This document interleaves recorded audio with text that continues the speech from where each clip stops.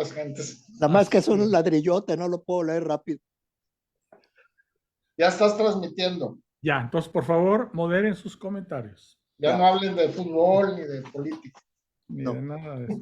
No. Ni nada Ni que de la- cause. Nada que cause Ya estamos. Ok. Entonces me salgo de aquí. Okay. Bueno, pues muchas gracias por conectarse. Muy buenas tardes, muy buenas noches o buenos días, como siempre les digo, dependiendo cuando vean este programa. La lectura de la palabra de Dios en las Sagradas Escrituras. El día de hoy vamos a tener la última lectura correspondiente al año 2023. Por eso era tan importante pues que estuviéramos aquí presentes. Porque el próximo lunes, Dios mediante, pues va a ser el día 25 de diciembre y el siguiente lunes va a ser el día 1 de enero. Entonces, esta va a ser la última lectura, ¿verdad? De la palabra de Dios correspondiente al 2023. Estamos terminando, y espero terminarlo, el libro la epístola de San Pablo a los romanos, ¿sí? Estamos viendo esa epístola, que es una epístola muy, muy, muy interesante.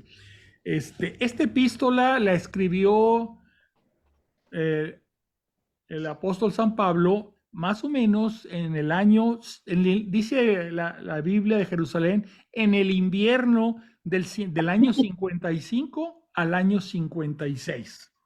¿Sí? O sea que si Cristo había muerto en el año 33, pues ¿qué serían? 20 y tantos años después 22, de su muerte. Ya estaba escribiendo San Pablo, ¿verdad? Entonces, en el invierno del 55 al 56, y la escribió, porque les preguntan, ¿y dónde escribió la epístola a los romanos? Y hay gente que dice, pues en Roma. No, espérate. La epístola o carta va dirigida a los romanos. ¿En dónde estaba cuando la escribió? Estaba en Corintio. Y él tenía planes de visitar. Él no fundó, a veces se cree equivocadamente, él no fundó la iglesia en Roma. La iglesia en Roma la fundaron otros cristianos que salieron de Jerusalén. Entre ellos, Aquila y Priscila, como ya hemos hablado, Prisca. Esos son cristianos que se reunían y formaron la iglesia allá en Roma. Entonces, Pablo quería ir a visitarlos. Y en la carta van a ustedes a ver, perdón, que pone que espero poderlos visitarlos pronto. Y también dice, pero primero voy a ir a Jerusalén a llevarlo de la colecta, porque había hecho San Pablo una colecta entre las iglesias que iba visitando y le llevaba esa ofrenda a Jerusalén. Entonces decía, primero voy a Jerusalén, luego voy a Roma y de ahí quiero ir a España. Vamos a verlo ahorita que leamos, ¿verdad? Esta carta o epístola se la manda a los romanos a través de una diaconisa que se llama Fabe. ¿Sí? De ahí se están agarrando ahorita algunas personas para pedir que vuelva a haber diaconisas, o sea, diáconos mujeres, porque dice, oye, si ahí se ve que San Pablo mandó su epístola a los romanos a través de una diaconisa, Fabe, pues debe haber diaconisas, las mujeres piden ser diáconos, igual que los hombres, y a eso está ahorita en el merequetengue, en el estudio, ¿verdad? ¿Qué va a pasar? No sabemos. Se ha oído decir, como ser diácono es un paso previo a ser sacerdote, salvo los diáconos permanentes, que ellos son hombres que están consagrados con el orden sacerdotal como diáconos, ellos ya no van a ser sacerdotes, pero recibieron el orden sacerdotal, ¿sí? Entonces, ¿qué pasa? Pues dice, las mujeres no pueden recibir el orden sacerdotal porque no, el orden sacerdotal es exclusivamente para hombres. ¿Qué va a pasar? Algunos dicen que va a haber diaconisas, pero no van a ser diaconisas ordenadas, sino van a ser diaconisas, vamos a llamarle, como hay ahorita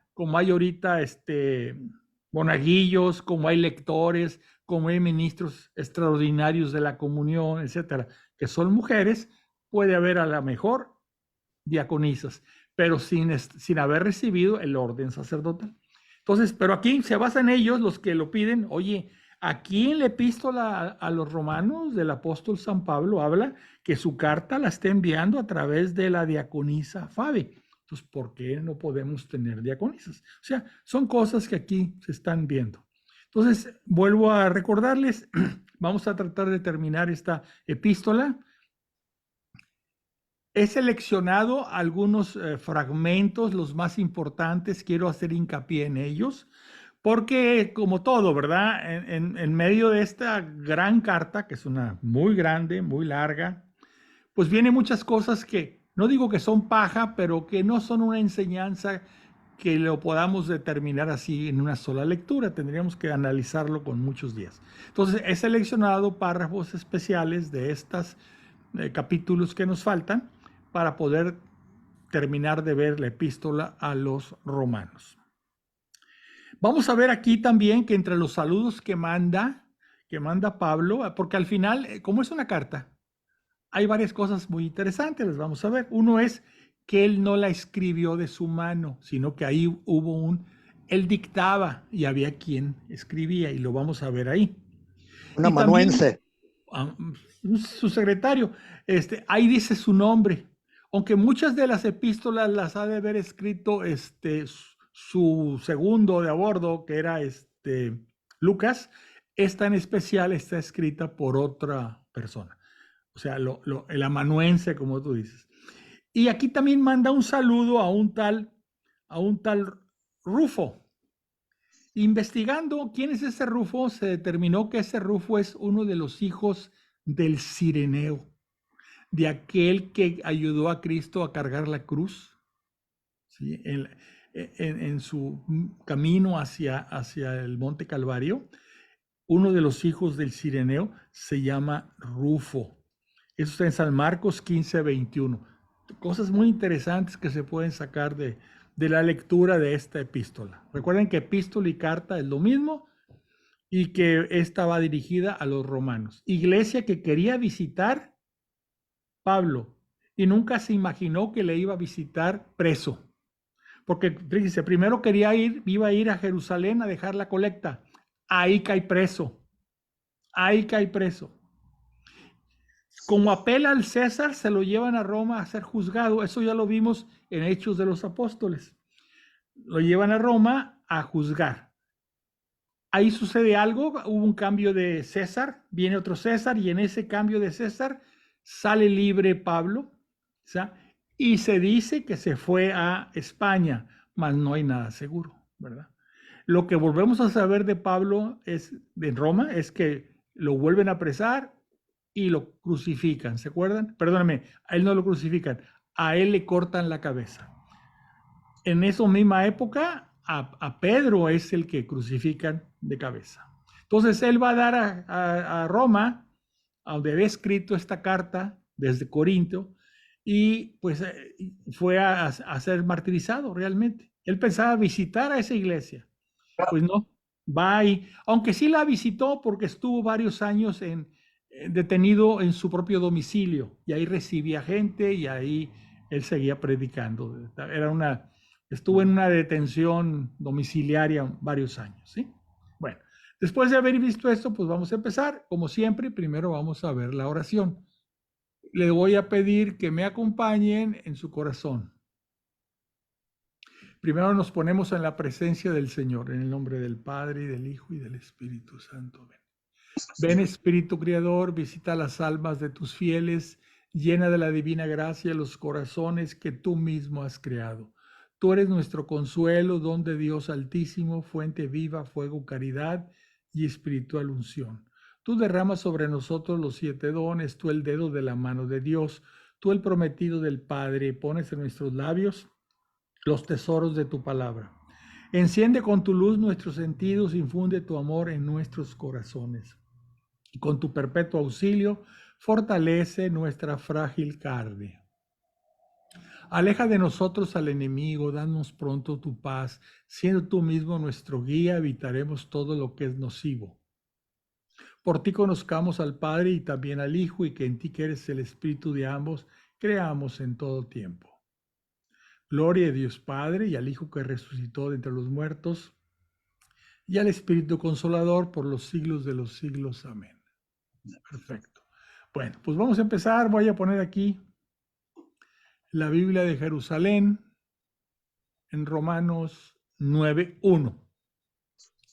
Como les dije, ya seleccioné algunos que yo considero que no debemos dejarlos pasar, ¿verdad? Que tenemos que leerlos y entenderlos. Empezamos en Romanos capítulo 9, el primer versículo.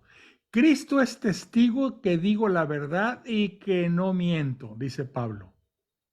Además me lo dice mi conciencia, guiada por el Espíritu Santo. Siento una gran tristeza y un dolor incesante en el corazón, pues desearía ser yo mismo maldito, separado de Cristo por mis hermanos los de mi raza según la carne. Son israelitas, ellos disfrutaron de la adopción filial, de la gloria, las alianzas, la legislación, el culto, las promesas y los patriarcas. O sea que ahí él está sufriendo porque ve que los judíos no se convierten al cristianismo, no son los que hacen seguidores de Cristo. Sí.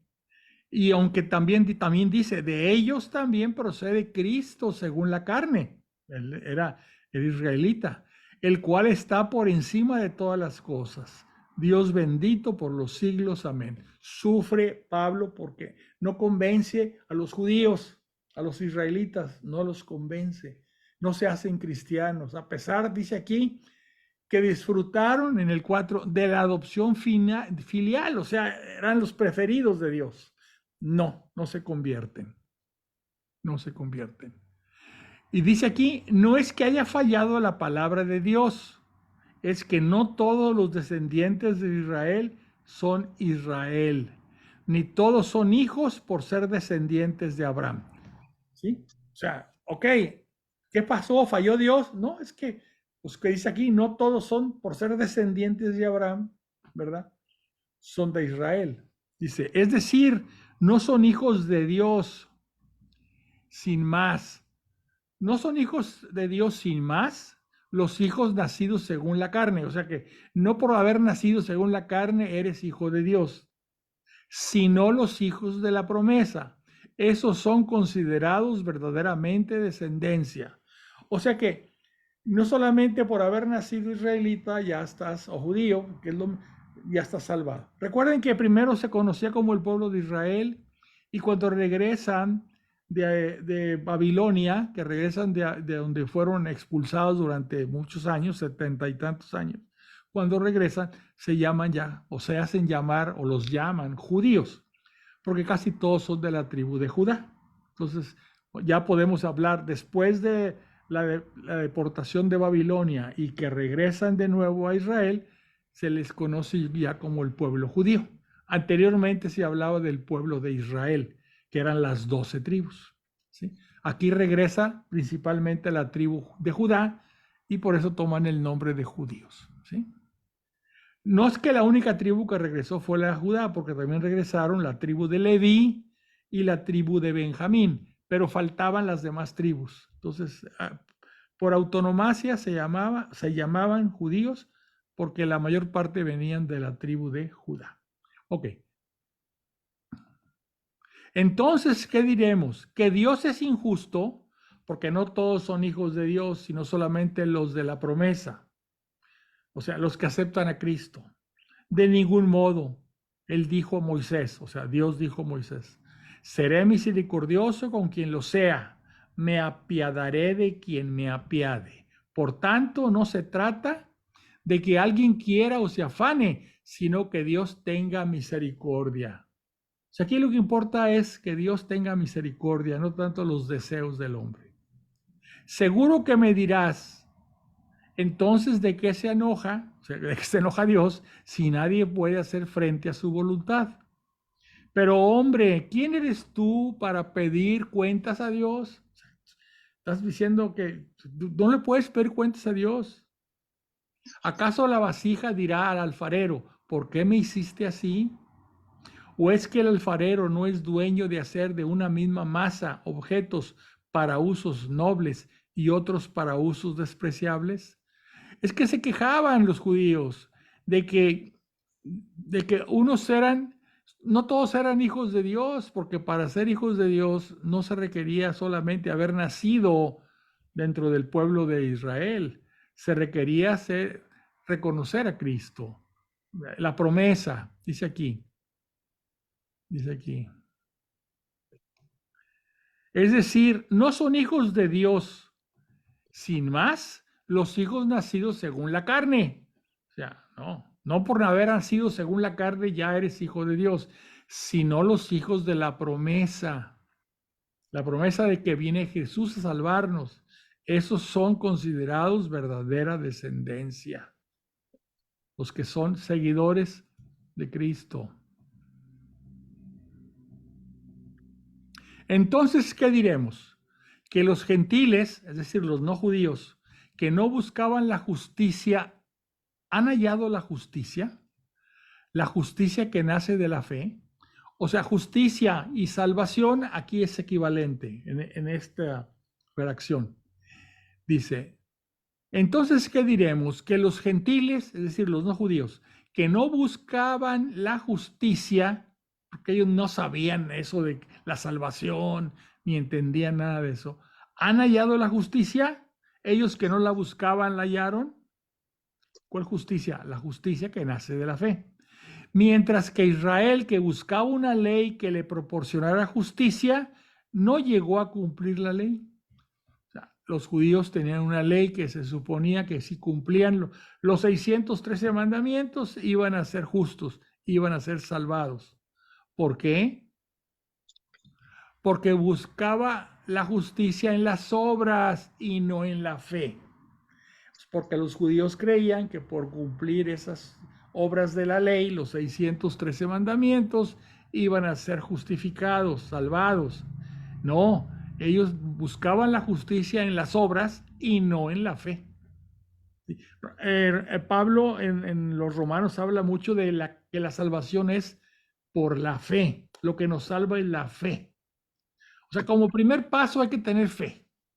Después va él a ir ampliando esto y va a ir diciendo, bueno, la fe nos abre la puerta a la gracia, porque realmente lo que nos salva es la gracia de Dios, porque Él quiso. Pero para que Él nos salve, pues tenemos que tener fe en el Salvador, ¿verdad?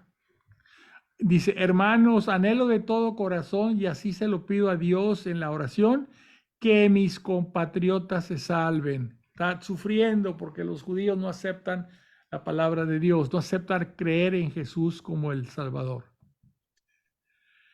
Pues desconociendo la justicia de Dios, o sea, los judíos, y empeñándose en establecer la suya propia, sus propias leyes, los 613 mandamientos, no se sometieron a la justicia de Dios, porque el fin de la ley es Cristo. O sea, la ley se les dio como una especie de anticipo para llegar a Cristo, de modo que todo el que crea sea justificado.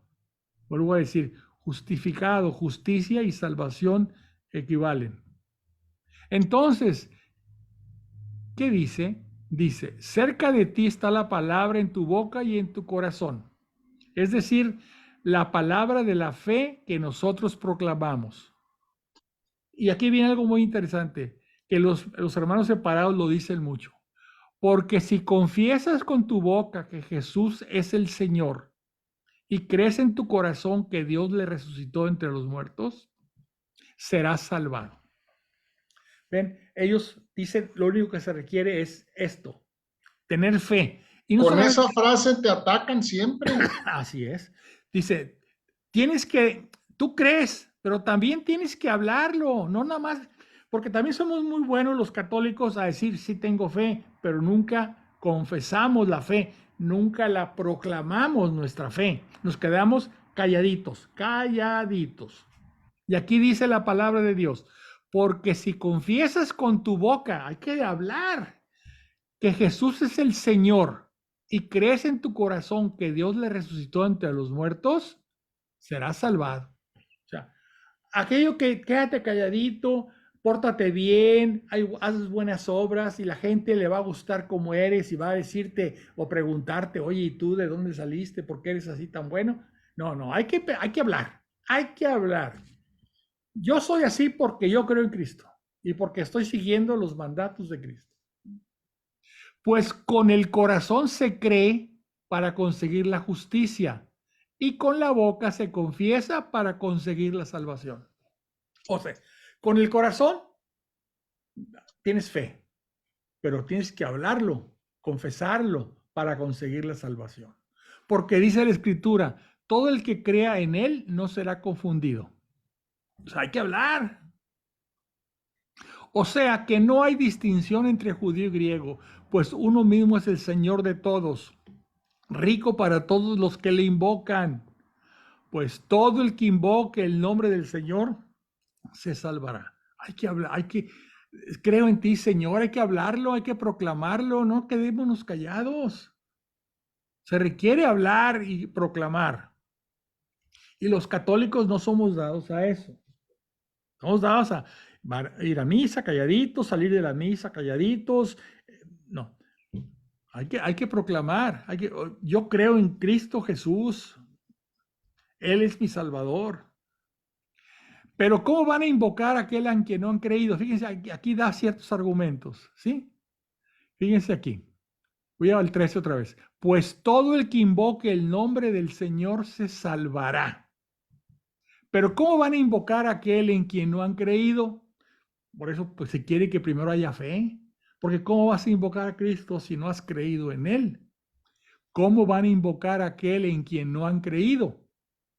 Pero también dice, ¿cómo creerán en aquel de quien no han oído hablar? Pues claro, hay que hablar para que la gente oiga y crea. ¿Cómo van a oír sin que se les predique? Estos son golpe tras golpe tras golpe que nos está dando San Pablo en esta epístola.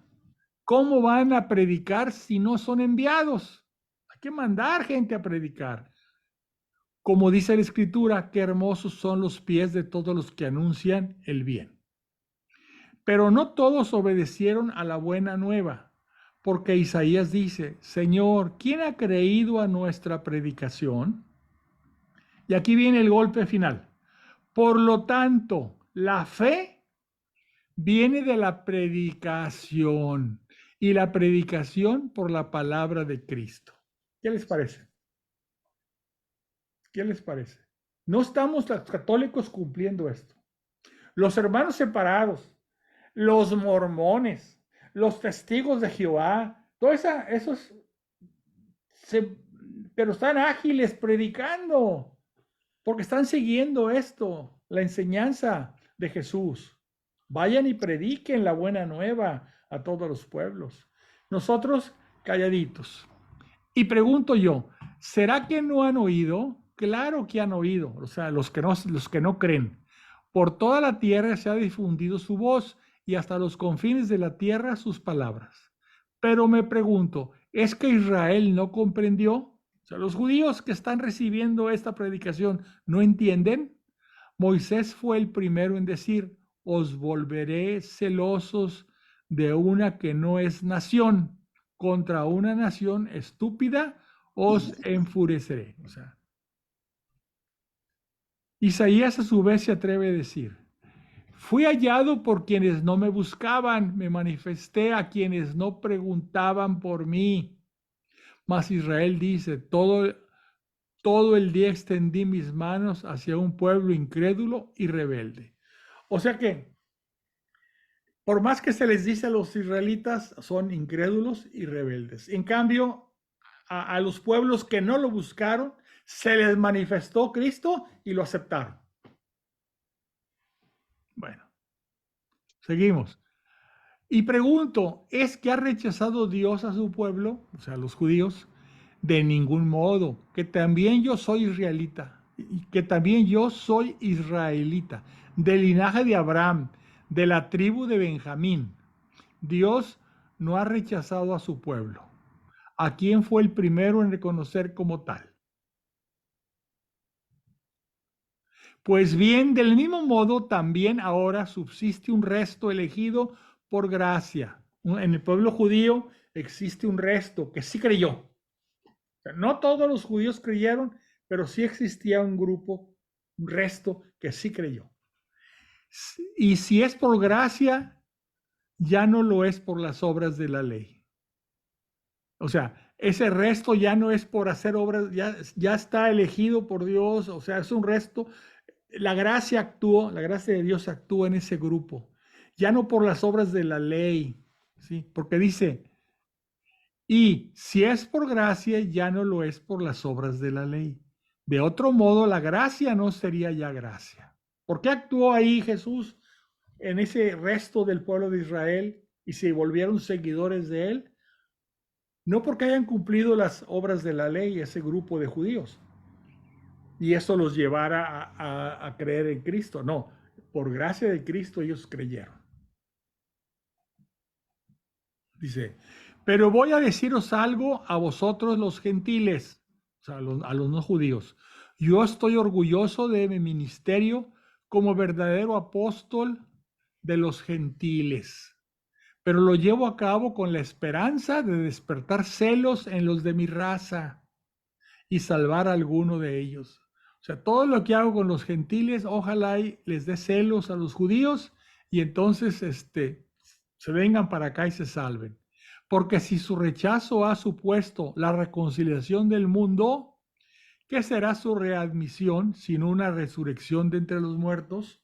O sea, si por haber rechazado los judíos la predicación, ahora sale a predicar a los gentiles, pues ahora imagínense qué pasaría si los judíos aceptan y entonces sean readmitidos, ¿verdad? Sería como dice aquí, sería como haber resucitado a los muertos, ¿verdad? Bueno, pues no quiero que ignoréis, hermanos, este misterio, para que no presumáis de sabios. El endurecimiento parcial que ha padecido Israel, ahorita está endurecido, no cree, durará hasta que entren todos los gentiles. O sea, hasta que todos los no judíos ya se conviertan, hasta ese momento va a durar ese endurecimiento parcial de Israel. De ese modo, todo Israel se salvará. O sea que primero tiene que ser la palabra de Dios extendida a todos los pueblos gentiles, o sea, los no judíos, y después ya vendrán la salvación para Israel. En cuanto al Evangelio, los israelitas son contrarios para vuestro bien. Se oponen al Evangelio los judíos. Pero en cuanto a la elección, son amados en atención a sus antepasados. O sea, rechazan el Evangelio, pero en atención a los antepasados, todos los judíos del Antiguo Testamento son amados por Dios, por todo lo que pasó antes, donde Dios iba formando ese pueblo para que ahí naciera Cristo. Que los dones y la vocación de Dios son irrevocables. O sea, ese amor que Dios tiene por los judíos es irrevocable. En efecto, así como vosotros fuisteis en otro tiempo rebeldes a Dios, pero ahora habéis conseguido misericordia a causa de su rebeldía, así también ellos se han revelado ahora con ocasión de la misericordia que Dios tiene con vosotros, a fin de que también ellos consigan ahora misericordia.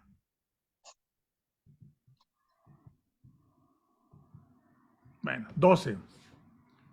Os exhorto pues, hermanos, por la misericordia de Dios, a que ofrezcáis a vosotros mismos, a que os ofrezcáis a vosotros mismos como un sacrificio vivo, santo y agradable a Dios.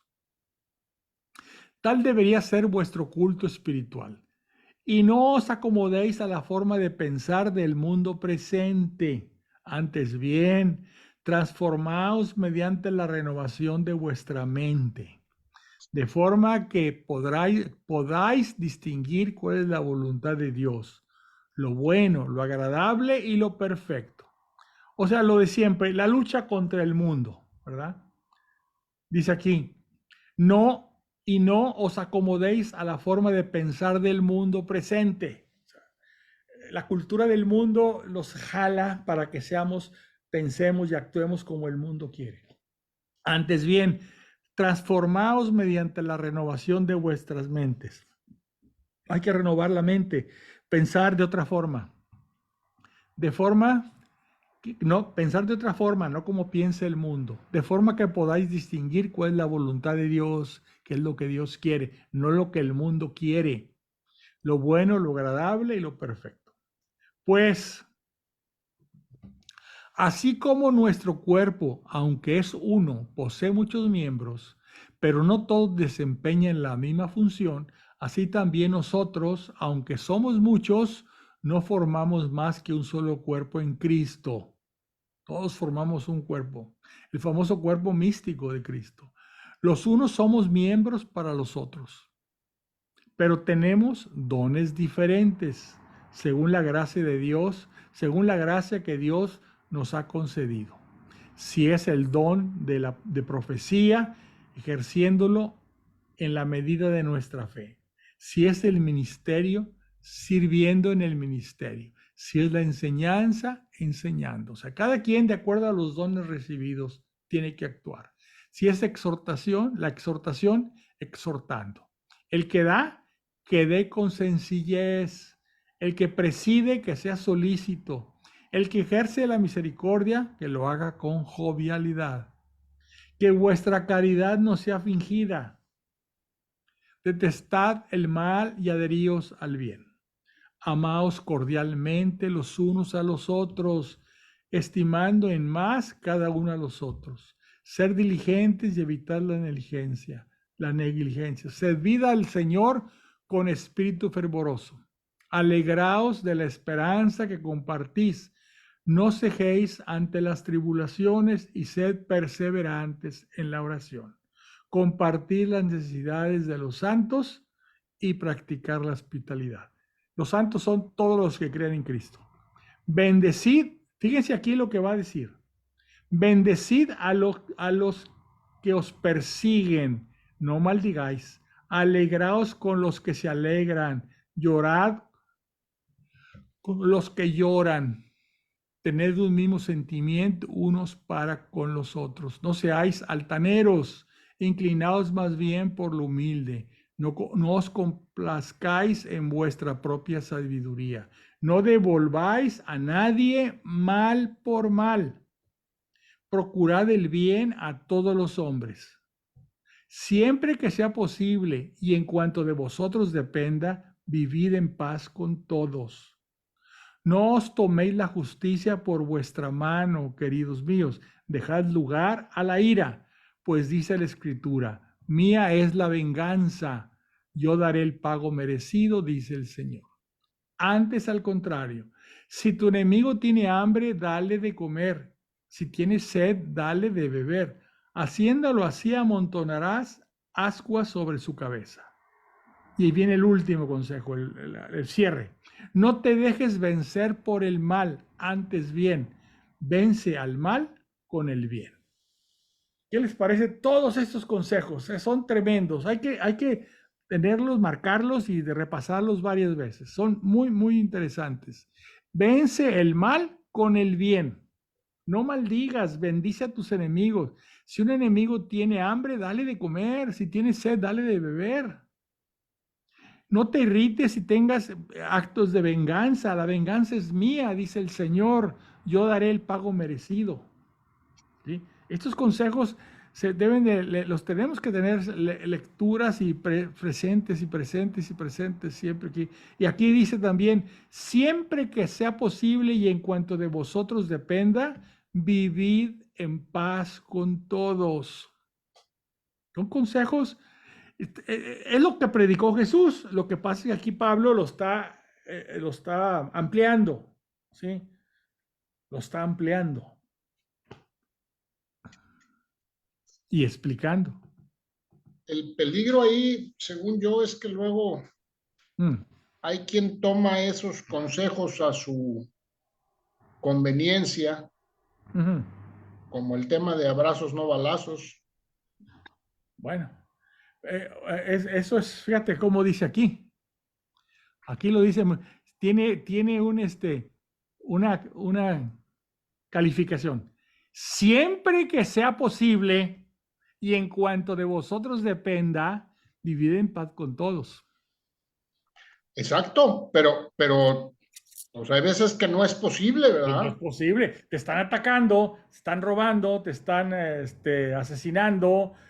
No hay paz en tienes que entrarle a la autoridad. Para eso es autoridad, para Por poner eso a orden, eso me ¿verdad? refiero yo cuando hay líderes, personas que interpretan esto a conveniencia.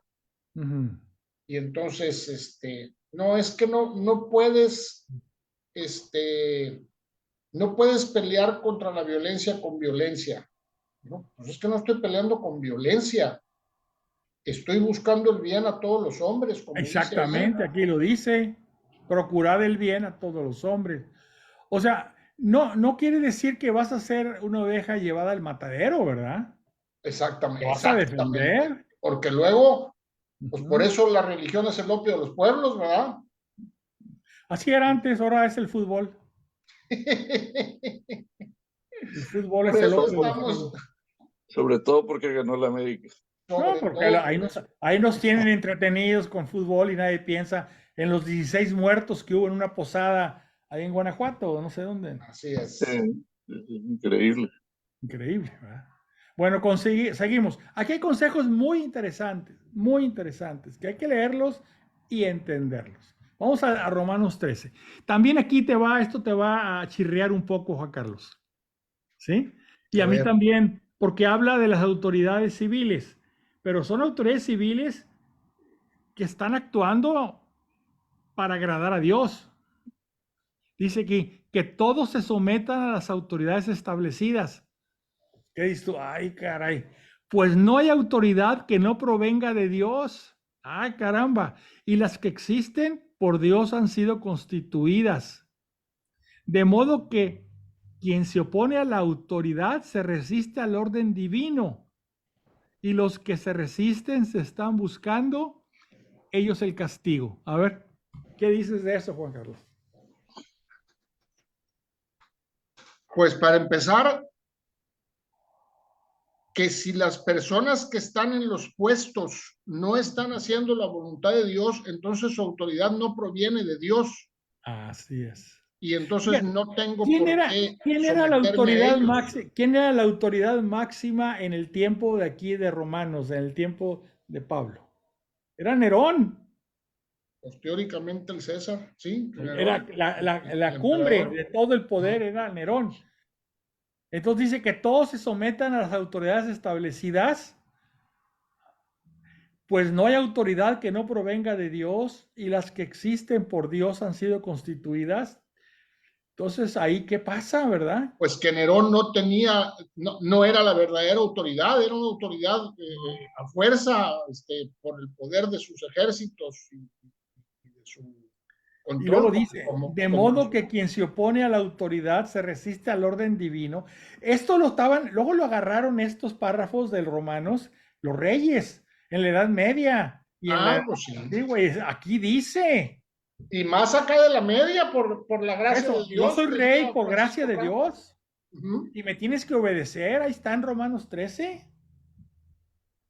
¿Sí? Quien se opone a la autoridad se resiste al orden divino y los que se resisten se están buscando el castigo. En efecto, no hay por qué temer a los magistrados cuando se actúa correctamente, sino cuando se comete alguna fechoría. ¿Te gustaría vivir sin miedo a la autoridad? Pues actúa correctamente y obtendrás de ella elogios. Dice, bueno, pero ¿qué clase de autoridad debe ser para esto? Exacto, o sea, es que la autoridad de esa persona que la ejerce mal no viene de Dios, o sea, realmente él no tiene la autoridad, tiene una autoridad que se robó o que la tomó a la fuerza o que la tomó con engaños. Entonces, no, esto es como la frase que traen muy en boga que dicen, no, pues el que nada debe, nada teme. No, pues si yo no debo No, y nada, nada aquí lo temo. dice, aquí lo dice. En efecto, no hay que por qué temer a los Exactamente. magistrados cuando se actúa correctamente, sino cuando se comete alguna fechoría. Sí, ¿Te nada más que gustaría vivir? el magistrado que me arma el expediente me inventa 7,000 cosas y me mete a la cárcel Así es. incorrectamente. Entonces, eso de que nada debe, nada teme, no es cierto. Yo nada debo, pero sí le tengo miedo a usted, señor, porque usted es capaz de hacer cualquier cosa, Así es. ¿verdad? Y fíjate cómo dice, ¿te gustaría vivir sin miedo a la autoridad? Me encantaría. Pues actúa correctamente y obtendrás de ella elogios. Dices tú, ¿cómo va a ser eso, por Dios? Pero es que eso no te lo está diciendo nada más a ti, también se lo está diciendo al que está ocupando el puesto en ese momento. Así es, fíjate lo que dice el 4. Piensa que es un, piensa que es un servidor de Dios para tu bien. Pues sí, sí, pero este no está actuando como servidor de Dios, ¿verdad? Pero si cometes alguna fechoría, tienes razones para temer, pues no en vano lleva espada. Piensa que es un servidor de Dios para hacer justicia y castigar al que hace algo malo. Pues tiene que ser una autoridad realmente que está al servicio de Dios. Por tanto, es preciso someterse no solo por temor al castigo, sino también por conciencia. Yo le diría, ok, yo le entro, ¿dónde firmo? Pero usted también léalo y también cúmplalo. Y luego fíjate lo que dice, todavía nos va a chirriar más. Por eso precisamente pagáis los impuestos, porque son funcionarios de Dios ocupados en ese oficio. Dad a cada cual lo que se le debe. A quien impuestos, impuestos. A quien tributo, tributo. A quien respeto, respeto. A quien honor, honor. Estos párrafos de Romanos 13, qué bárbaro. Es que tú dices, como dice, está viviendo en un mundo ideal, ¿verdad? Sí. No, lo que Donde, pasa es que los que están en la autoridad no lo han leído. no, ni, Ahorita que decía Javier del venezolano ese que dice que no existe el demonio, pues si lo tiene en su casa. bueno, seguimos. ¿Cómo se llama el palacio? No sé qué, no sé cómo se llama el de Venezuela. Con Pero ahí lo nadie tiene. tengáis otra deuda que la del mutuo amor, pues el que ama al prójimo ha cumplido la ley. Lo que dijo Jesús. En efecto, lo de no adulterarás, no matarás, no robarás, no codiciarás y todos los demás preceptos se resumen en esta fórmula: amarás a tu prójimo como a ti mismo, lo dijo Jesús. La caridad no hace mal al prójimo. O sea, el amor, caridad y amor. Caritas es amor en latín. La caridad es, por tanto, la ley en su plenitud. Tened en cuenta el momento en que vivís e id pensando en espabilados del sueño, pues la salvación está más cerca de nosotros que cuando abrazamos la fe. La noche está avanzada, el día se acerca. Despojémonos pues de las obras de las tinieblas y revistámonos las armas de la luz. Vivamos con decoro como en pleno día, nada de comilonas y borracheras, nada de lujurias y desenfrenos, nada de rivalidades y envidias. Revestíos más bien del Señor Jesucristo y no andéis tratando de satisfacer las malas inclinaciones de la naturaleza humana. Porque ya viene, ellos esperaban que pronto fuera la llegada de Jesús, la segunda venida. Acoged al que es débil en la fe, sin discutir sus opiniones. Esto es muy importante. Nosotros que estamos un poco más preparados, viene un hermano nuestro y nos habla de algo que él cree o que así entendió, ¿verdad? Oye, ya se pueden casar los del mismo, en personas del mismo sexo, porque lo leí en tal lado. Espérate. Hay que tener mucha prudencia para poder discutir con él, porque esas personas están débiles en la fe y cualquier cosa hará que pierdan la fe. Acoged al que es débil en la fe sin discutir sus opiniones. No discutas, hazle ver las cosas como son, pero sin discutir. Alguien puede creer que tiene derecho a comer de todo, mientras que el débil no come más que verduras. Eso es para los judíos, que tenían que comer ciertas cosas, y los cristianos, o sea, no podían comer ciertas cosas, y los cristianos sabían que podían comer de todo. El que come de todo no debe despreciar al que no come, y al que no come tampoco debe juzgar al que come. pues Dios también lo ha acogido. ¿Quién eres tú para juzgar al criado ajeno?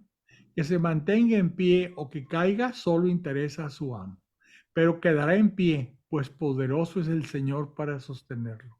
Hay quien da preferencia a un día sobre otro y hay quien piensa que todos son iguales. Esto lo pone sobre todo porque los judíos, acuérdense que el Shabbat lo tenían el sábado y los cristianos celebraban el día del Señor el domingo. ¿Sí? Por eso dice, hay quien da preferencia a un día sobre otro y hay quien piensa que todos son iguales. Aténgase cada cual a sus convicciones. Muy claro. El que se preocupa por los días lo hace por el Señor, el que come lo hace por el Señor, pues da gracias a Dios, y el que no come lo hace por el Señor y da gracias a Dios. Porque ninguno de nosotros vive para sí mismo, como tampoco muere nadie para sí mismo. Si vivimos, para el Señor vivimos, y si morimos, para el Señor morimos.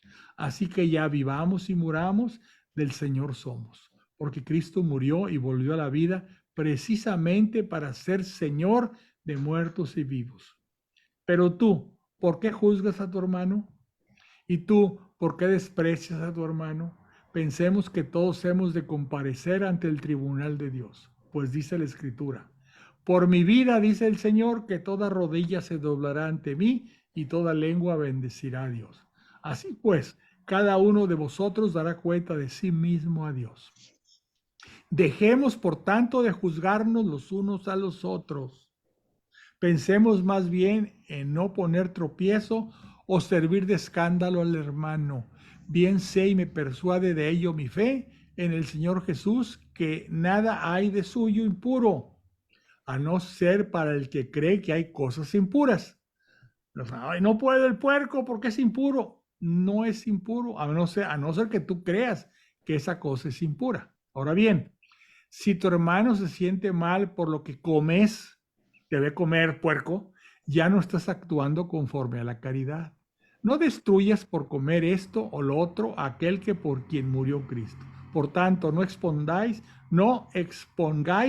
a la maledicencia vuestro privilegio.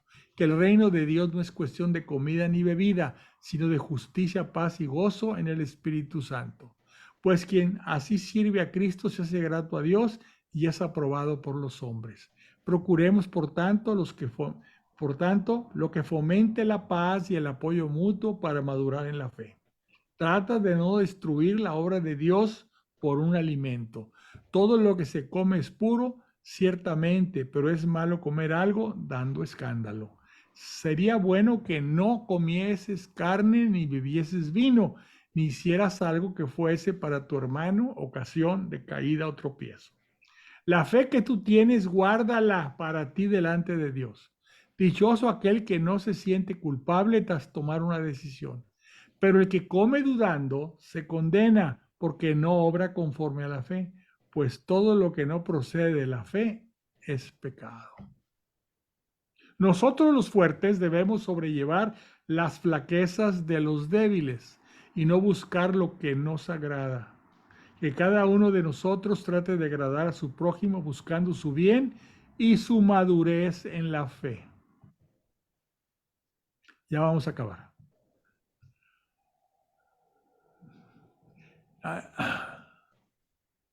Aquí está él hablando que dice, sin embargo, en algunos pasajes de esta carta os he escrito con cierto atrevimiento, como para recordaros lo que sin duda no habéis olvidado. Pero lo he hecho en virtud de la misión que Dios me ha confiado. Ser para los gentiles ministro de Cristo Jesús, ejerciendo el sagrado oficio del Evangelio de Dios, para hacer de los gentiles una ofrenda agradable, santificada por el Espíritu Santo.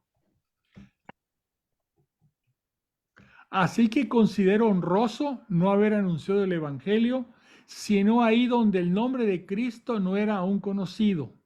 O sea, Pablo se fue en sus viajes a predicar fuera de la región de Israel, fuera de Judea, para llevar la palabra de Dios a otros pueblos. Sí, por eso dice, así que acá vamos a regresar aquí al otro pedacito. Dice, pero lo he hecho en virtud de la misión que Dios me ha confiado, ser para los gentiles, o sea, para los no judíos, ministro de Cristo Jesús, ejerciendo el sagrado oficio del Evangelio de Dios, para hacer de los gentiles una ofrenda agradable, santificada por el Espíritu Santo. Y luego acá continúa, así que considero honroso no haber anunciado el Evangelio, sino ahí donde el nombre de Cristo no era aún conocido, para no construir sobre los cimientos que otros habían puesto. Antes bien, como dice la Escritura, los que ningún anuncio recibieron de él, le verán, y los que nada oyeron, comprenderán. Esa es la razón que siempre me ha impedido llegar hasta vosotros. O sea, ¿a quiénes? A los romanos. Acuérdense que les está escribiendo a los romanos. Como yo siempre he ido a predicar a los gentiles, a los pueblos que no han recibido o que no habían recibido la palabra de Dios, no he podido ir con ustedes a Roma. Por eso aquí lo explica. Esa ha sido la razón que siempre me ha impedido llegar hasta vosotros. Mas ahora, no teniendo ya campo de acción en estas regiones y deseando vivamente desde hace muchos años ir donde vosotros, espero veros cuando pase camino de España. Lo que les decía, va a ir, tiene pensado ir a España, pero primero va a pasar por Roma, ¿sí? Dice que deseando vivamente desde hace muchos años ir donde vosotros, espero veros cuando pase camino de España, donde espero que me encaminéis después de haber disfrutado un poco de vuestra compañía. Pero de momento tengo que ir a Jerusalén para llevar ayuda a los santos. Pues Macedonia y Acaya tuvieron a bien hacer una colecta en favor de los pobres de entre los santos de Jerusalén. Les pareció bien porque era su obligación, pues si los de Jerusalén han compartido con los gentiles sus bienes espirituales, bien está que estos a su vez sirvan a aquellos con sus bienes temporales. Así que, una vez terminado este asunto y entregado oficialmente el fruto de la colecta, partiré para España, pasando antes a veros, o sea, a Roma.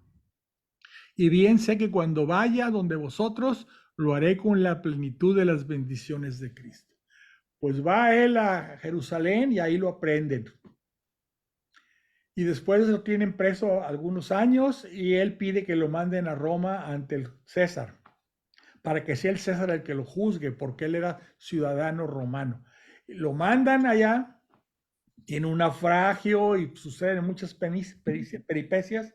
Por fin llega a Roma, está preso en una casa, le dan una casa por prisión, o sea, una prisión domiciliaria, vamos a llamarle, y ahí está recibiendo a los cristianos de Roma. Ahí él empieza a hacer labor de predicación a los romanos, pero desde la prisión, desde la casa donde vivía preso, ¿verdad? Después hay un cambio, porque viene otro, creo que muere Nerón y viene otro, hay un cambio ahí de César, sale, no, Nerón no, otro, sale,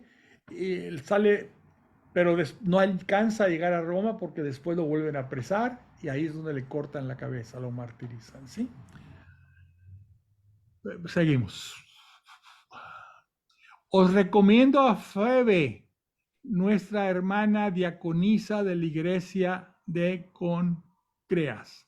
Con esta Febe es con el que manda la carta. Y como dice que es diaconista, pues ahora todos dicen, oye, pues debe haber mujeres diáconos. Lo que pasa es que no es una diaconisa ordenada. Acuérdense que hay un ministerio que es del orden sacerdotal. El primer paso de ese ministerio es el diaconado y después ya viene el sacerdocio. Y luego viene ya el episcopado, que es el grado máximo. Bueno, las mujeres no recibían esa orden sacerdotal. Diácono quiere decir servidor. Ellas eran ayudantes. Cuando se iban a bautizar las mujeres, tenían que, en esos tiempos el bautismo era sumergido. Entonces había que haber una mujer que les ponía la bata, vamos a decir, se metían en el agua y luego les volvían a poner la bata. Y de esa forma las mujeres diaconisas eran servidoras, ¿verdad? Es como lo que podríamos aquí, el equivalente hoy a los ministros extraordinarios de la comunión. No reciben el orden sacerdotal, pero reciben la autorización del obispo de poder dar la comunión. Aquí es algo parecido, pero agarrados de este parrafito, pues quieren que haya de nuevo diaconisas, pero deben de ser diaconisas que no hayan recibido el orden sacerdotal, porque el orden sacerdotal es únicamente para los hombres, porque el sacerdote y el diácono actúan en persona de Cristo. Saludad a Prisca y Aquila. Estos son los que estaban en Roma y trajeron noticias de lo que pasaba en Roma. Colaboradores míos en Cristo Jesús. Ellos arriesgaron sus vidas para salvarme y no solo yo les agradezco esto, sino también todas las iglesias de la gentilidad. Saludad también a la iglesia que se reúne en su casa. ¿Se fijan? No había templos, las iglesias, o sea, una iglesia es la reunión de los creyentes en Cristo. Esas reuniones de los creyentes en Cristo eran en las casas. Ahí se celebraba lo que se llamaba la fracción del pan, que es lo que hoy llamamos la Santa Misa, ¿verdad? Y aquí hay una serie de nombres que manda saludar y saludar y saludar. Sí. Nombres muy difíciles en algunos casos, raros, ¿verdad? Y aquí, fíjense, por ejemplo, aquí dice saludad a Trifena y a Trifosa. Dice uno, pues parecen enfermedades, ¿no? Bueno, eran nombres de aquella época. Trifena, una muchacha Trifena y su hermana Trifosa. ¿Te acuerdas? Bueno, y aquí hay un saludo muy interesante. Saludad a Rufo. Ese Rufo es hijo del Cireneo. El Cireneo tenía dos hijos. Eso lo podemos leer en Marcos 15:21. Déjenme leérselos. Aquí lo tengo. Lo puse aquí a la mano para podérselos leer. Permítanme, es que aquí ya se fue. En Marcos,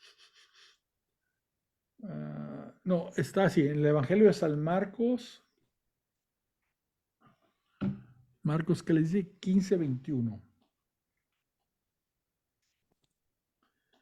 Dice así el Evangelio de San Marcos 15:21. Y obligaban a uno que pasaba, a Simón de Cirene, que volvía del campo, el padre de Alejandro y de Rufo, a que llevara su cruz.